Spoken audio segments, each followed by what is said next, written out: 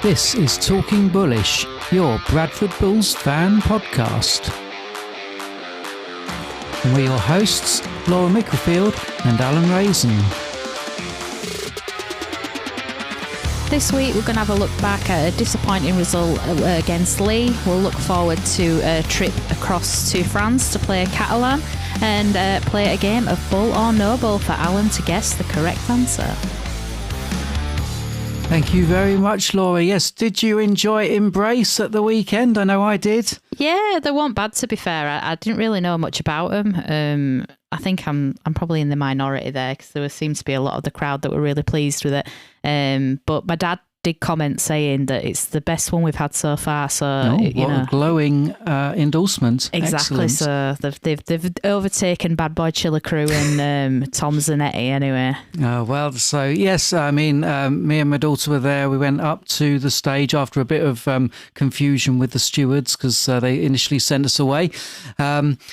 But yes, I enjoyed it. And I would say, actually, Laura, being a little younger than myself, I don't really blame you for not knowing who they were because they were big back in the 90s. Yeah, I saw a few of the older crowd knowing who they were. But then the older crowd, like my dad, he wasn't sure who they were either. So you probably had to be in a specific age bracket, I assume, to have been fans of them. I would say yes. And I'm surprised your dad didn't complain how noisy it was. No, in fairness, like I said, it's. I think it's because it wasn't rapping. He was quite pleased. He doesn't mind if a song's got a bit of a tune and a bit of nice lyrics to it. I think he's quite pleased rather than the Bad Boy Chiller Crew that we've had in the past. But it were really good though. It were a nice atmosphere. I think. It were good that they had the little stage built and everything. And like you say, eventually you got to go down and party on there. And I've seen a few pictures on social media from that as well. You're on there, Alan. You're famous. Oh, very good. Famous for another reason, you mean? But yeah, it were a good build up. It were nice and usual, like there's usual music and fireworks and all the rest of it. So it was a fun Sunday, but not so fun on the pitch. Once the game started. No, that is true. So we did say before in last week's podcast that my daughter hadn't ever seen the Bulls lose. This was obviously much better opposition than she's seen before. But let's get into it. It took them 11 minutes before they started scoring. They had a penalty. Yeah, so they got a penalty, so they got up by 2. In fairness, that first 10 minutes, I felt we started similar to the York game where we seem to have a lot of pressure. We seem to be fast and getting meters and looking really kind of threatening, but just not like kind of getting anywhere on the end of sets again. It's kind of a similar story. And then once obviously they got the penalty and then straight after that ended up with a try that were converted. It was 8-0 down and it kind of felt at that point that we shouldn't have been 8-0 down if it made sense. But unfortunately we just couldn't capitalise on what we tried to do. There was lots of back and forth then for a little while. We kept them at bay, would you say? We had even a few chances. I can't exactly remember when they were because they didn't really feature in the highlights reel. But there are a few errors from us, sort of throwing into touch and the like. Yeah, I seem to think that like that. We seem to be jumping off of seats thinking, something's going to happen, like we're nearly there. And then, like I say, we'd throw it into touch or we'd kick it out on full or kick a bit too long or we'd drop it. It would just, frustrating, I think it was. It was not through lack of trying, and we definitely were threatening. We just couldn't get over the line. So, they were in again 31 minutes, and 14-0 at this point, and that took us to half time. So not much Bulls related to comment on that first half, to be honest, apart from missed opportunities, I'd say. Yeah, and as I say, the quality of the opposition was pretty good. I think their defence was really strong because, again, I'm not quite sure when it happened, but when we got towards their line, they just put up a brick wall, so to speak, and we just couldn't get over, could we? No, it were good defence by Leigh, to give them all credit, but it was also poor ends to sets from us. I think a couple of times we opted just to kind of run it in, Other times we did opt for the kick, but it was just off. It felt like, I think I said it at halftime as well, so I think it's one of those games where you just knew it wasn't going to go our way. Yeah. You just had that feeling that anything, like certain times something had happened, and any other game, like it'd come off and it'd be a brilliant try, but it would just, like, passes were kind of like, the one instance, one where Zach Fulton that broke and went to pass to Ethan, and he'd overrun it and dropped the ball, whereas like any other match you'd probably see that had been a try. It was just one of those matches that it were like we just couldn't get the little things right. Yeah, unfortunate. So we went into the second half, and in fact, after just 5 minutes, Chris Atkin breaks the line and does power through a tackle and gets Bradford on the board. Yes, so it was good in the second half, a little bit of hope at the beginning, thinking, we can maybe get back into this, and it was converted as well. So it was 14-6 to Leigh at this point, and I thought we maybe had a chance to build a bit of momentum and get back into things, but unfortunately a couple of minutes later, Leigh struck straight back and dived over in the corner to reclaim the momentum of the match, getting to 18-6 at that point, and then it was converted as well, because some of these conversions were all kind of touchline conversions, and they were absolutely nailing them. Adam Cook was on fire, wasn't he? Yeah, full credit to their kicker. Don't matter where he were on pitch, he were getting them over. So yeah, it was 20 points to 6 at this point, so it was seeming a little bit out of reach. I would kind of feel at this point that we needed to score next to be able to keep in the match. Yeah, and unfortunately we didn't. 55 minutes, Josh Charnley completes a hat-trick and also breaks the Super League try-scoring record with his 272nd career try. Yeah, disappointing to go down to obviously 24-6 at that point, but just as a rugby league fan, I suppose, not a Bradford Bulls fan at the point, massive congratulations to Josh Charnley. I think it was well deserved. He's been around Super League a lot of years now, and he is a prolific try scorer, as we well found out with him scoring a hat-trick at this against us, which it'd have been nice if it wasn't getting that record playing us, but he did, and big congratulations to him for that. And it'll be a fight between him and Ryan Hall now to see who gets the top try scorer at the end of this season. Yeah, I was going to say, at least he's taken it off a Rhino. Yeah, that is true. So let's give him a big congratulations for that. Then 16 minutes, Caleb Akins provides a brilliant burst through the Leigh defence, and he scores Bradford's second try, which also gets converted. So we get up to 12-26. Yeah, so at this point I thought, not again, could we stage a little bit of a comeback? Could something be on? But no, wasn't to be again. 10 minutes of, again, trying, but just not converting. And it's ultimately Leigh who get through the line again and convert it as well to make it 32-12. And then just to top it off, about 7 minutes before the end, another try from Leigh, and that's converted as well. So the score ended 38-12 to Leigh. Yeah, and I saw, is it Derek Bowman, the Leigh chairman? Yeah, he commented that he had a nice day in Bradford, but he thought that the scoreline maybe flattered them a little bit. Maybe he was just being polite, but yes, it was quite a whitewash, I guess. Yeah, I mean, it's a quite nice thing for Derek to say, because he's not often someone to be complimentary. Okay. He says it how it is, and he has done in the past. I think a lot of Bradford Bulls fans know the wrath of what Derek has said in the past, but yeah, for him to say that, he obviously did think we were a bit of a opposition for Leigh, even though the scoreline didn't reflect that. But in fairness, I kind of half get what he's saying, in the sense that we are trying. There are a lot of good things. It is just the capitalising. I feel like if you counted up the times like we could capitalise on an opportunity, we could have really been close in that match. I mean, I know Haggerty had noted in his post-match press conference that we made 6 line breaks and dropped the ball 4 times immediately afterwards on those. So yeah, you just can't do that against top opposition. But if you're making those 6 line breaks and we actually make them count, what could the scoreline have been? So there were opportunities. It's just getting those finishes that seem to not be clicking at the minute. Yeah, I think as you say, it was really frustrating, the ends of sets, the potential that we had, but not finishing it off, or just having a slight mistake, or there was the odd refereeing decision that didn't go our way as well. So yeah, probably slightly worse scoreline than we probably deserved. Yeah, probably. It's one of those where, like, coming back to the refereeing decisions, again, just like these captain's challenges, I know a lot of people don't like them, and I don't really like them. We saw on the replay, didn't we, when we'd challenged for, did they challenge for, oh no, they challenged for a strip when we thought it were a knock on. We watched the replay, which is like every other replay that we've been talking about, where the hand's on the ball, but there's no reefing, but it drops out. So we literally watched it, and it was really quick, wasn't it? We're like, oh yeah, unsuccessful, and then it comes up successful. I'm like, this is the problem with them. I'm not particularly bothered the outcome, but it's so inconsistent.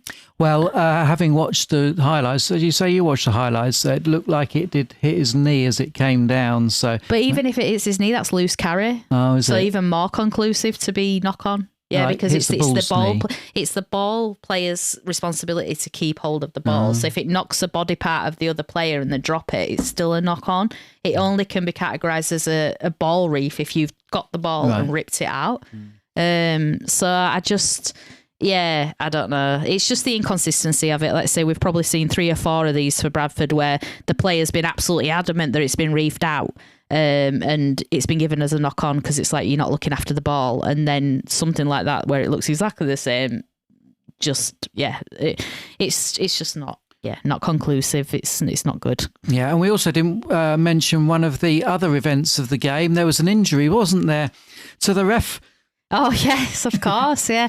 Referee injury, we don't often see that. I think a Leigh player, did he run into him and he fell over? I didn't see quite what happened, but he ended up on the floor, and I heard everybody cheering. Felt quite sorry for him at the time, to be honest. But and he had to go off, and he was replaced by Tara Jones just towards the end of the match. I think about 10 minutes left, Something like that, yeah. It's not often you see a referee subbed, but so I suppose there's a first for everything, although I'm sure it's not the first if we did his research, but a little bit of excitement on top of the game there.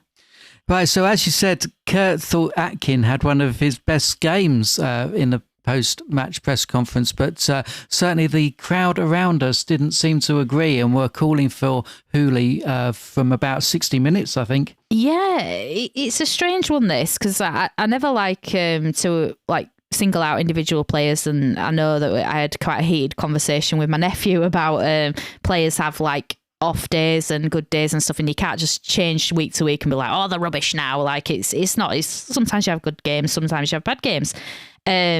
I think a lot of people in the crowd were feeling that he was having a pretty poor game.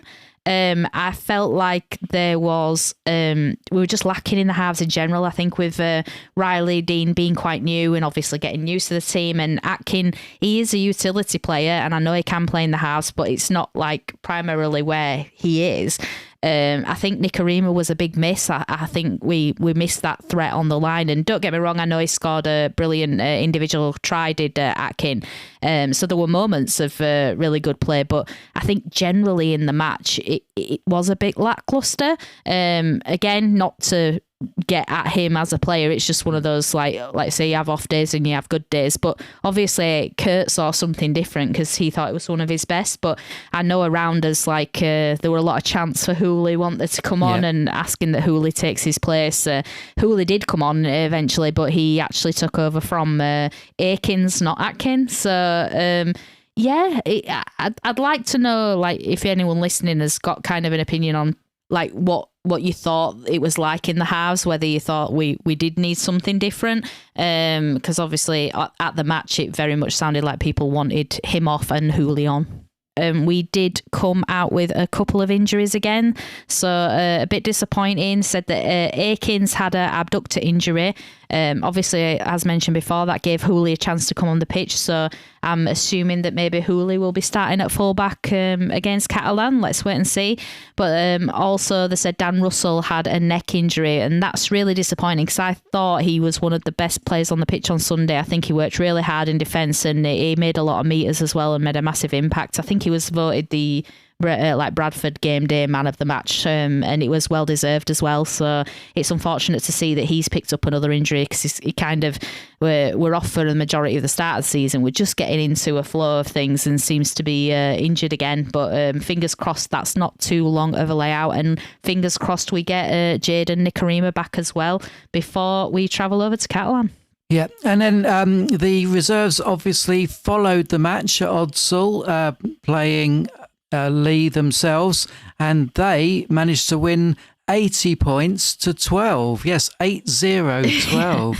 Yeah, what a performance from the reserves. I know there were a thing mentioned afterwards saying if you didn't stay to watch it, you'd have been disappointed. And I was very disappointed. I thought it'd have been nice to stay and watch it, but did have to get back, unfortunately, so couldn't stay. It's a shame it wasn't on before the match, because probably would have been able to watch that. But I suppose there was Embrace, so we didn't have time. But what a win, yeah. And some usual first team players getting on the scoreboard there with Win scoring 4. What a win. Yeah, what a win for Win. 4 tries from Win, 2 from Suter and 2 from Paposhi as well. So sounds like they had a cracking match. So I wonder if they'll be in contention to get back in the squad next week. Yeah, let's see. Unfortunately, it wasn't quite as successful for the women's team, who lost to London 56-0. Yeah, unfortunate for the women's team, but I think London are quite established team in the women's championship there, so it's one of those probably to learn from, move on from, and only get stronger. But just going into the news as well, there's certain rumours flying around, maybe fueled a little by some comments that Kurt made in the post-match reaction, that he's fighting hard for Sutton to stay at Bull. Yeah, I've seen a few things today, and it usually once the journalists release something, it usually gets announced by the club, but not to be at the minute, but probably just after we record this, I bet the club probably say something. But as it stands, it's not confirmed, but I've seen 3 or 4 different media sources now saying exclusive. Apparently Ryan Sutton has had interest of several Super League clubs, but has chosen to sign on with the Bradford Bulls for another 2 years. So if true, this is brilliant retention by the Bulls, and really good to know that we can fight off Super League competition to keep these players as well. And he's been like one of the standout players. Obviously, he's been off a little bit with injury, but before that, he was up there with the top tacklers. And obviously, he can do 80 minutes if you want him to up front. And he's a brilliant acquisition for the Bulls. So if that is true, which hopefully it is, that's brilliant news. Looking ahead to this week's matches then, we have the Elite Academy playing Hull FC on Thursday at 7 p.m. at Odsal. Obviously, the first team are playing Catalan Dragons in Perpignan. Yeah, that's on Saturday. And then the women finish off the week at Odsal against Oldham, and that's at 1 o'clock. On Sunday. So, yeah, full weekend of it if we want to follow those matches. So on to the Catalan match then. What are we thinking, Alan? Well, we did face them earlier this season, didn't we? And it was quite a good result. However, their form guide, well, it matches ours, to be fair. So they've won 2 of their last 6, as we have. We share a win against York. Yeah, it's one of those where it's... I think it's going to be a bit of a different game. They're a different beast to come against when you're going over to France anyway, and I think it takes a lot of toll on players going over to France. But the stats show that we have had quite a bit of luck when we've gone over to Perpignan in the past, but obviously this is talking 12 years ago now, so can't really go by what is in the past. But yeah, it's interesting to see what will happen. I mean, they won the last game against Castleford 34-28. It was quite close, and I think it was a bit of a comeback for them towards the end. And the week before that, they had a hammering from Wigan, 16-40, both home matches. So they've had a loss at home and a win at home quite recently, and a mixture of form. And like you say, probably similar to us at the minute. But yes, it's mixed. So it's going to be interesting. What are you thinking prediction-wise, Alan? Yeah, I think it might be a tight one. We still have yet to win on the road, of course, Laura. Oh, yes. So that is quite a big factor as well. I think it might be a narrow defeat for the Bulls. So I'm going to say 26 to the Bulls, 28 to the Catalan. Oh, very close. Yeah, nice. I was far too optimistic last week, and I said I'd probably be sat here eating my words, which I am. So I am going to be a little bit more pessimistic this week. I do think Catalan have hit a bit of better form. I do think we, one, are struggling on the road and don't have a win on the road yet. Two, the journey over to France is quite a bit. And three, we've picked up another couple of injuries, so it's going to kind of mess around the spine again. So I am going to go for a Catalan win, and I think it will be by a bit more. So I'm going to go 30 points to 16 to Catalan. Okay, that's still not bad.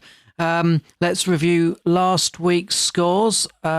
You predicted a narrow Bulls win, 24 to 22, which would have been great. Yes, I predicted a Leopards win, 32 to 26.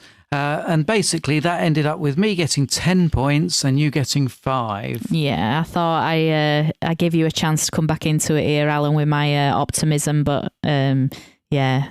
Sad to have been wrong. Yeah, unfortunately, I still am not level with you. It is 155 to you and 151 points to me. Oh, very close though. And let's see what happens at Catalan. It could make all the difference. Indeed, it could. So that just leaves us to go to Bull or No-ble, where Laura will present me with 3 statements about the Catalan Dragons. Well, I'm assuming that. Yeah, you are correct. Yeah. And I have to choose the one false Bull statement from the 2 true as Brian No-ble statements. Yeah, so as always, I'm very predictable. So with us having a trip to Catalan Dragons, it's all Catalan Dragons themed. So 3 statements. Which one is false? I've done some research. Oh, good. You'll probably know then, because it was a really fast kind of AI'd thing, this. So, yeah. You probably found the same facts. But anyway.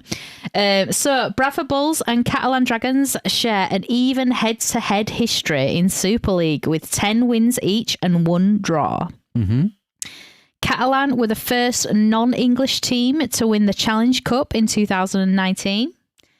And when the club was promoted to Super League in the 2006 season, the RFL granted them a 3-year immunity from relegation. Okay, then. Yes, that is quite interesting.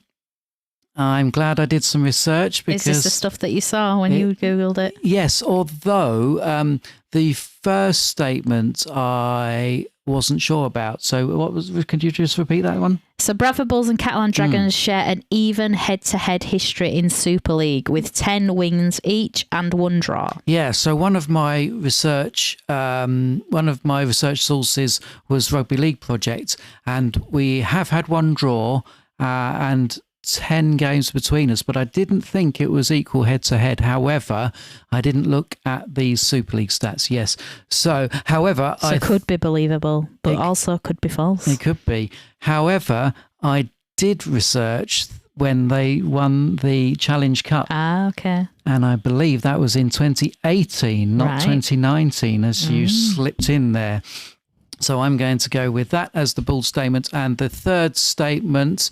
that they got a 3-year immunity from relegation. Yes, I did remember reading that on Wikipedia. So yes, I think that one is true. You have done your research this week very well, Alan. It is correct. I just changed 2018 to 2019 just to try and catch you out because I had a feeling that you might have done a bit of research and I thought, oh, you might forget a date. But yes, you are absolutely correct. That they were the first non-English team to win the Challenge Cup, but it was in 2018, not in 2019. And the other 2 statements, yes, are true. So 10 wins apiece and 1 draw. So let's see what tips the scales this week then with our match, because one will have to be ahead unless we get another draw, of course. But I don't even know if Golden Point exists in this season. I've not seen any yet. I'm guessing that's still the rule, but obviously with not being in Super League for so long, I've not really looked up if it is it's a Golden Point, but we will wait and see. It might be quite exciting if it is. A couple of bonus facts. You know, they first reached the Challenge Cup final in 2007. But they lost that one, and their longest winning run is 11 matches. Oh, Oh, there you go. You see, facts about Catalan Dragons that you just needed to know. Absolutely right. And that brings us to the end of another episode of Talking Bullish. Make sure you check out our website, talkingbullish.fm, where you can find links to all the podcast platforms as well as all the ways to contact us. And yet again, just a big thank you to our listeners. I know, let's say, I said last week, and I think we're still going strong with about 30 listeners. I think it might be more, you know. Maybe, I maybe keep only even 40. seeing about 30 consistent ones. On but YouTube, maybe I'm it's wrong. about 30. Yeah, maybe but, just on YouTube I am, but maybe on other platforms we're getting more as well. So it's a 35 last week, 34 week before 35. So consistently getting the same people, hopefully, coming back to listen to us again. And just a massive thank you for doing that. And if you do want to spread the word and get people listening, that'd be brilliant. I know it's not always the cheeriest to listen to when it's following a loss, but it's nice to chat Bulls anyway. So, thank you once again for listening. Yeah, and for Saturday, come on you Bulls.